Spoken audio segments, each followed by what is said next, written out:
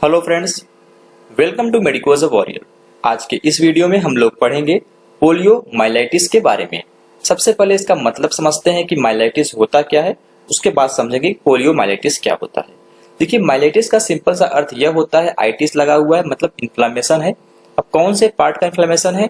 तो spinal cord का inflammation होता है, जिससे होता क्या है, ब्रेन और स्पाइनल कॉर्ड के बीच का जो कनेक्शन है वह डिस्टर्ब होता है। तो माइलाइटिस इन्फ्लेमेशन है स्पाइनल कॉर्ड का, जिसके वजह से ब्रेन और स्पाइनल कॉर्ड के बीच का कनेक्शन डिस्टर्ब होता है।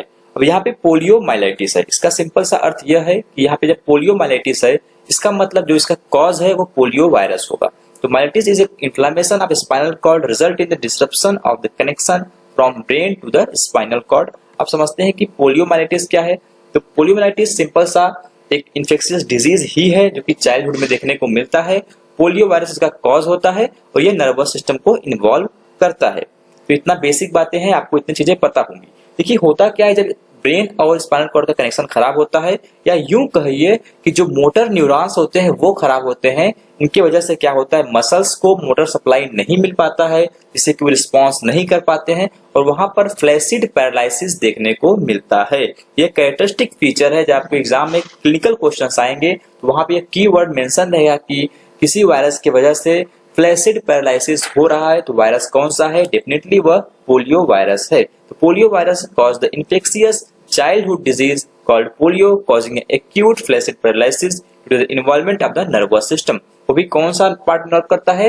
वह एंटीरियर हॉर्न को इन्वॉल्व करता है, क्योंकि उसी का काम है मोटर सप्लाई को देना। अभी हम लोग समझेंगे, पहले इतना समझते हैं, बेसिक बात इसके बारे में क्लियर हो गई। अब बात करते हैं हम लोग इसके मॉर्फोलॉजी की बात करते हैं। तो पोलियो वायरस एक टाइप का एंट्रोवायरस ही है। इसके फैमिली की बात करते हैं तो पिकॉर्नविरिडाई फैमिली से बिलोंग करता है और यह फैमिली बहुत ही छोटी वायरस होते हैं इसके अंदर। तो अगर आपसे एमसीक्यू में क्वेश्चन पूछता है कि स्मॉलेस्ट वायरस यहाँ पे कौन से हैं, तो मैक्सिमम वहाँ पे पिकॉर्न वायरस आपको चूज करना है। इसके शेप की बात करते हैं कि दिखाई कैसा देता है, तो आपको दिमाग में बैठाना है कि इसका शेप जो होता है वो इकोसाहेड्रल शेप होता है। कौन सा शेप होता है? इकोसाहेड्रल शेप होता है। अब आप बोलेंगे यह कौन सा शेप होता है? तो देखिए, इकोसाहेड्रल शेप होता क्या है कि सपोज दैट आपके पास एक ट्रायंगुलर प्लेन है, जो इक्विलेटरल ट्रायंगुलर प्लेन है, मतलब तीनों साइड इसके बराबर से आपके पास एक ट्रायंगुलर प्लेन है, उसके कम से कम 20 प्लेन से मिलकर के एक शेप बनाया जाता है, जिसको बोलते हैं इकोसाहेड्रल शेप। 20 ट्रायंगुलर प्लेन से मिलकर के शेप बनता है, उसको बोलते हैं इकोसाहेड्रल। आप इस डायग्राम्स में देखिए, आपको क्लियर होगा किस तरह से यह शेप दिखाई देता है। यहाँ पे देखिए इक्विलेटरल ट्रायंगल का प्रयोग हो रहा है और यह वायरस इस तरह से कुछ दिखाई देता है। यह हुआ इकोसाहेड्रल शेप के बारे में। कोई जरूरी पॉइंट नहीं है आपको समझना, बस आपको याद होना चाहिए नाम कि कैसा इसका शेप होता है। तो फिर बात करते हैं कि कैप्सिड जो इसके होते हैं वो क्या होते हैं। तो यहाँ पे जो कैप्सिड है वह कुल 60 सब यूनिट से मिलकर के बना होता है और हर एक यूनिट में कुल 4 वायरल प्रोटीन होते हैं। मतलब capsid is a composed of the 60 सब unit each consisting of the 4 viral protein. Protein है कौन सा है? वायरल प्रोटीन है। इसका नाम होता है वी से वायरल, पी से प्रोटीन, तो VP1, VP2, VP3, VP4 simple सा इसका नाम है। यहाँ पे 2 बार हो गया है, एक ही बार सिंगल है। तो VP1, VP2, VP4 इसका नाम होता है। यह एक वायरल प्रोटीन है। जनरली सभी वायरसेस में पोलियो के यह पाया जाता है, लेकिन अगर बात करें तो पेरिको वायरसेस की, तो वहां पे केवल 3 ही प्रोटीन पाई जाती है। ये बेसिक मॉर्फोलॉजी हुआ हमारे पिकॉर्नविरिडाई फैमिली का। अब हम लोग समझते हैं कि हमारा वायरस दिखाई कैसा देता है। तो यह उसका स्ट्रक्चर हुआ, आपको दिखाई दे रहा होगा VP1, VP2, VP3, VP4 यहाँ पे पाए जाते हैं। अब हम लोग बात करते हैं एंटीजेनिक टाइप्स के बारे में। तो एक तो वायरस ऐसे होते हैं जो सिंपली हमारे नेचर में प्रेजेंट है और वह पोलियो को कॉज करते हैं, उन्हें हम बोलते हैं वाइल्ड पोलियो वायरसेस। और दूसरे टाइप के भी ऐसे वायरस होते हैं जो हमारे वैक्सीन से डिराइव्ड होते हैं, उसको बोलते हैं वैक्सीन डिराइव्ड पोलियो वायरस। तो 2 तरह के यहाँ पे वायरस पाए जाते हैं जो पोलियो को कॉज करते हैं, लेकिन मेनली हमें पढ़ना है वाइल्ड पोलियो वायरसेस के बारे में। यहाँ भी अलग अलग स्ट्रेन होते हैं, हम लोग समझते हैं। तो मैंने आपको बताया था कि जो कैप्सिड होता है वहां पे वायरल प्रोटीन होते हैं और वह 4 टाइप्स के होते हैं, VP1, VP2, VP3, VP4। कुल 4 टाइप के वायरल प्रोटीन के बारे में मैंने आपसे जिक्र किया था। लेकिन आपको ध्यान देना यह है कि जो VP1 है वह हर एक, देखिए यहाँ पे अलग अलग स्ट्रेन पाए जाएंगे, तो हर एक स्ट्रेन में VP1 के अंदर वेरिएशन आता है और बाकी VP2, VP3, VP4 यह सब में सेम होते हैं। तो अगर इस वायरस के स्ट्रेन बन रहे हैं, अगर पोलियो वायरस के स्ट्रेन बन रहे हैं, उसका मेन कॉज क्या है कि वहां पे वायरल प्रोटीन 1 में वेरिएशन का होना। और इसी के कारण से यहाँ पे 3 तरह के वाइल्ड पोलियो वायरस बनते हैं, इनको हम लोग टाइप 1, टाइप 2, टाइप 3 बोलते हैं। इन सब में VP1 ही वेरी कर रहा है, VP2, VP3, VP4 सब में सेम है। तो कंफ्यूज मत होइएगा MCQ में, ऐसा मत सोच लीजिएगा कि वाइल्ड पोलियो वायरस टाइप 1 में VP1 कर रहा है, वाइल्ड पोलियो वायरस टाइप 2 में VP2 कर रहा है, ऐसा नहीं, सब में VP1 ही वेरी कर रहा है। और बाकी बात करेगा सिमिलरिटी की, इन तीनों में क्या समानताएं हैं wild polio virus type A, type 1, wild polio virus type 2 and type 3 में। तो यहाँ की जो मैनिफेस्टेशन है, जो सीवियरिटी ऑफ इलनेस है, वो तीनों की ही सेम है। अब आप बोलेंगे जब इलनेस जो सिम्टम है वो सब सेम है तो हम इन्हें अलग अलग क्यों पढ़ते हैं, क्या इनका मेन यूज है? तो पहली बात तो आपको ये समझना जरूरी है कि सपोज दैट आपने किसी पर्सन के अंदर जो वाइल्ड पोलियो वायरस 1 को एज ए वैक्सीन डाला, तो क्या वहां पे जो इम्यूनिटी डेवलप होगी वो वाइल्ड पोलियो वायरस 1 के अगेंस्ट ही होगी, या wild polio virus 1, wild polio virus 2, wild polio virus 3, इन सभी तीनों के अगेंस्ट इम्यूनिटी डेवलप होगी? तो आपको समझना जरूरी है यहाँ पे कि जो इम्यूनिटी डेवलप होती है वह स्पेसिफिक होती है, टाइप की स्पेसिफिक होती है। मतलब अगर एंटीबॉडी फॉर्म हो रही है वाइल्ड पोलियो वायरस 1 के लिए तो वो केवल 1 को ही मारेगी, 2 और 3 से उसका कोई मतलब नहीं रहेगा। तो अगर आपको पोलियो वायरस को खत्म करना है तो आपको तीनों के अगेंस्ट एंटीबॉडी की जरूरत पड़ेगी। मतलब वाइल्ड पोलियो वायरस 1 के भी अगेंस्ट, वाइल्ड पोलियो वायरस 2 के भी अगेंस्ट, वाइल्ड पोलियो वायरस 3 के भी अगेंस्ट। तो अगर आप किसी पेशेंट को वैक्सीन दे रहे हैं एज ए प्रोफाइलैक्सिस, अगर आप वैक्सीन किसी को दे रहे हैं तो वहां पे आपके वैक्सीन के अंदर तीनों स्ट्रेन होने चाहिए, तभी वो तीनों को खत्म कर पाएगा, तभी तीनों के लिए बॉडी में इम्यूनिटी बन पाएगी। ये तो एक बेसिक कॉन्सेप्ट हुआ कि ऐसा होना चाहिए। लेकिन अब दूसरा क्वेश्चन यह आता है कि क्या इस टाइम जो हमारे अंदर पोलियो का केसेस आते हैं हमारे पास, उनके अंदर कौन से स्ट्रेन के पोलियो वायरस देखने को मिलता है? तो मैं आपको बता दूं कि इस समय जो वाइल्ड पोलियो वायरस 2 है और वाइल्ड पोलियो वायरस 3 है वो दोनों इरेडिकेट हो चुके हैं। अब केवल बचा है वाइल्ड पोलियो वायरस 1, अब केवल वाइल्ड पोलियो वायरस 1 ही बचा है।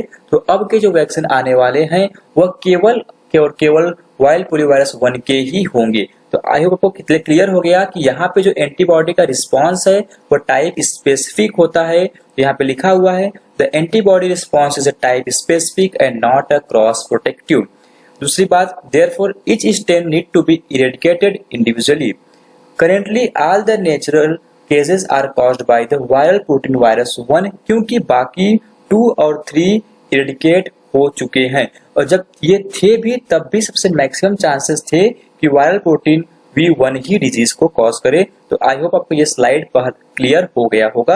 अब हम लोग बात करते हैं पैथोजेनेसिस के बारे में। तो सबसे पहले यह समझते हैं कि जो पोलियो वायरस है वह हमारे बॉडी के अंदर कैसे एंटर करता है। तो जो पोलियो वायरस है हमारे बॉडी के अंदर फीको ओरल रूट के थ्रू एंटर कर सकता है, जो कि मोस्ट कॉमन रूट होता है। उसके अलावा यह हमारे बॉडी के अंदर रेस्पिरेटरी ड्रॉपलेट के थ्रू भी अंदर आ सकता है, या कंजक्टाइवल कंटेक्ट के थ्रू भी अंदर आ सकता है। जब यह वायरस हमारे अंदर आता है यह पहुंचता है लोकल सेल के पास, जैसे कि इंटेस्टाइनल एपिथेलियल सेल हो गया, हमारा सब म्यूकोसा, लिम्फोइड टिश्यू हो गए, टॉन्सिल हो गया, पेयर पैचेस हो गए, यह वहां पर पहुंचेगा और वहां पर यह लोकली मल्टीप्लाई करेगा। जब इनके नंबर्स बढ़ जाएंगे यहाँ पे मल्टीप्लाई करने के बाद यह हमारे ब्लड में आते हैं रीजनल लिम्फ नोड के थ्रू। अभी हम लोग उसको समझेंगे, लेकिन पहले यह समझ लेते हैं कि जो ये सेल के अंदर जा रहे हैं वायरस हमारे पोलियो के, वह सेल के अंदर एंट्री कैसे करते हैं। तो हालांकि इसका जो एग्जैक्ट मैकेनिज्म है वो अननोन है, लेकिन यहाँ पे एक रिसेप्टर होता है सेल के पास जिसको बोलते हैं CD155। तो जो वायरस होते हैं इन्हीं रिसेप्टर से बाइंड करके सेल के अंदर जाते हैं। तो यह MCQ आपसे पूछा जा सकता है कि कौन सा रिसेप्टर होता है। तो CD155 नाम का रिसेप्टर होता है, कहाँ पे? हमारे होस्ट सेल के सरफेस के ऊपर होता है, जिसके थ्रू वायरस यहाँ पे एंट्री लेता है। यह बेसिक बात हुआ। मैंने आपको बताया कि अभी यह लोकली मल्टीप्लाई कर रहे हैं, कहाँ पर? इंटेस्टाइनल एपिथेलियल सेल के अंदर, सब म्यूकोसा, लिम्फोइड टिश्यू के अंदर, टॉन्सिल के अंदर या पेयर पैचेस के अंदर यह मल्टीप्लाई कर रहे हैं। मल्टीप्लाई करने के बाद यह पहुंचेंगे रीजनल लिम्फ नोड में, जहां से यह ब्लड में पहुंच जाएंगे। तो spread to the regional lymph node and spill over to the blood stream. जब फर्स्ट टाइम ये ब्लड में पहुंच रहे हैं इसको बोलेंगे प्राइमरी वायरेमिया। फिर क्या होता है, ब्लड से होते हुए ये पहुंचते हैं हमारे रेटिकुलो एंडोथेलियल सिस्टम में। वहां पे ये फिर से मल्टीप्लाई करते हैं और मल्टीप्लाई करने के बाद ये फिर से ब्लड में पहुंच जाते हैं। यहाँ पे ये दूसरी बार ब्लड में आ रहे हैं, इसलिए इसको बोलते हैं सेकेंडरी वायरेमिया। फाइनली जब ये ब्लड में दोबारा पहुंचते हैं तो अब इनका एम होता है हमारे ब्रेन या स्पाइनल कॉर्ड तक पहुंचने का, और यह वहां तक पहुंच जाते हैं। देखिए ये जो रूट हुआ वह हुआ हिमेटोजिनस स्प्रेड, मतलब यहाँ पे ब्लड का इन्वॉल्वमेंट हो रहा है। लेकिन कई बार क्या होता है, बिना ब्लड को इन्वॉल्व किए डायरेक्टली न्यूरॉन में यह वायरस पहुंच जाता है। तो वो कैसे पहुंचता है उसको समझते हैं। इसको बोलते हैं न्यूरल स्प्रेड, क्योंकि यहाँ पे डायरेक्टली न्यूरॉन के थ्रू यह स्प्रेड हो रहा है। एक एग्जाम्पल की बात करते हैं, अगर किसी पर्सन का जो टॉन्सिलोटॉमी हुआ है अगर, तो वहां पे जो ग्लेसोफेरेंजियल नर्व होगी, हमारी क्रिनियल नर्व नंबर 9 होगी, वो फ्री होगी और वहां से वो डायरेक्टली टॉन्सिलर फोसा से होते हुए यहाँ पे इन्फेक्शन हमारे वायरस का हो सकता है। यह एक एग्जाम्पल हुआ न्यूरल स्प्रेड का। तो पढ़ते हैं, the virus may also be spread directly through the nerves. This occur specially following the tonsillotomy where the virus may spread via glossopharyngeal nerve present in the tonsillar fossa। उसके बाद हम लोग बात करते हैं कि काम कैसे करता है। सपोज फाइनली हमारा जो वायरस है वह स्पाइनल कॉर्ड तक पहुंच चुका है। हमें पता है कि जो पोलियो डिजीज है वहां पे जो सिम्टम है वह होता है एक्यूट फ्लैसिड पैरालिसिस। मैंने आपको बताया कि जो फ्लैसिड पैरालिसिस है उसका मेन कारण यह है कि यहाँ पे मोटर न्यूरॉन काम नहीं कर रहे हैं। और आपको पता होगा अपने एनाटॉमी के नॉलेज से कि जो मोटर न्यूरॉन है वो कहाँ से निकलते हैं, तो वह निकलते हैं एंटीरियर हॉर्न सेल से निकलते हैं। यह जो वायरस है वह इसी को डैमेज करता है। The final target site for the polio virus is a major nerve ending that is the anterior horn cell of the spinal cord which lead to the flaccid paralysis. यह भी MCQ आ सकता है कि कौन से part को involve करता है, तो एंटीरियर हॉर्न सेल, जो कि यहाँ पे आपको दिखाई दे रहा होगा। यहाँ से ये मोटर सप्लाई जाता है हमारे मसल्स को, जिसकी वजह से अगर सप्लाई नहीं पहुंच पाती है तो वहां पे एक्यूट फ्लैसिड पैरालिसिस देखने को मिलता है। यह बेसिक हुआ हमारे पैथोजेनेसिस के बारे में।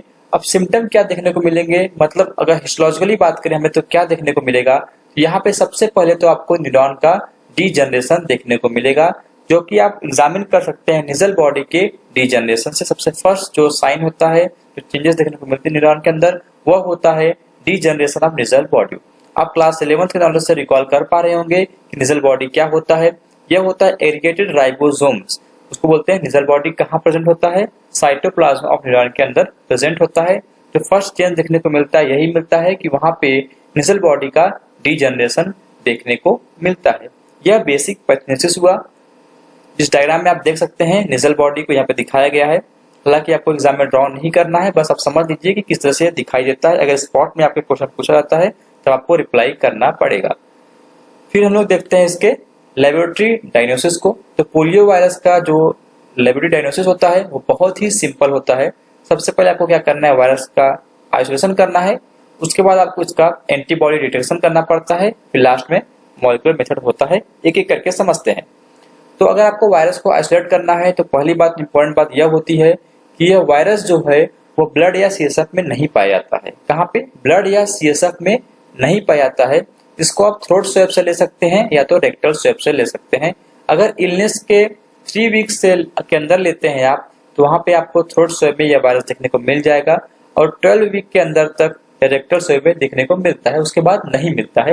हालांकि कुछ पेशेंट ऐसे होते हैं जो कि इम्यूनो डिफिशिएंट होते हैं, तो वहां पे यह टाइम बढ़ जाता है, तो आप ज्यादा टाइम तक वहां पे रेक्टल स्वैब में इस वायरस को एग्जामिन कर सकते हैं। और वायरस सीएसएफ और ब्लड में बहुत ही रेयर देखने को मिलता है, मैंने आपको पहले ही बता दिया। तो यह हुआ सिंपल सा वायरल आइसोलेशन। हम लोग क्या करते हैं, सीवेज को भी चेक करते हैं। अब क्यों करते हैं, तो इसका बेसिक मतलब यही है, देखने के लिए सोसाइटी में क्या वायरस अभी भी फैला हुआ है या क्या उसका लेवल है। तो screening of the sewage for detection of the polio virus is routinely conducted under the polio eradication programme, जो कि हमारे कम्युनिटी मेडिसिन के थ्रू होता है। यह बेसिक सा फंडा होता है चेक करने के लिए कि क्या सोसाइटी में अभी भी जो वायरस का स्प्रेड है, साइकिल है, वो किस तरह से चल रहा है, उसका रेट क्या है। This is to verify whether the transmission is a going और इंटरप्टेड। फिर बात करते हैं, अगर आपने जो वायरस है उसको ले लिया, सैंपल को कलेक्ट कर लिया, अब उसको आप ट्रांसपोर्ट कैसे करेंगे। तो आपको बता दूं वायरस के केस में हमें इसको फ्रोजन फॉर्म में ट्रांसफर करना पड़ता है, मतलब रेफ्रिजरेटर जरूरी होता है। हालांकि वायरस के जब पोलियो वायरस की बात करते हैं यहाँ पे फ्रोजन फॉर्म की जरूरत होती है, लेकिन मैंने आपको बताया था जो बैक्टीरियल मेनिंजाइटिस होती है उस केस में आपको रेफ्रिजरेटर का प्रयोग नहीं करना है। ये बात आपको ध्यान होनी चाहिए कि कहाँ करना है कहाँ नहीं करना है। तो वायरस के केसेस में आपको करना पड़ता है, यहाँ पे हम लोग फ्रोजन फॉर्म को यूज करते हैं उसके ट्रांसपोर्ट के लिए। उसके बाद हम बात करते हैं सेल लाइन के बारे में, मतलब इसका कल्चर कैसे करते हैं। जो मेन आपको याद रखना है कि प्राइमरी मंकी सेल्स में इसका कल्चर होता है, इसका सेल लाइन जो होता है वो प्राइमरी मंकी सेल्स होता है।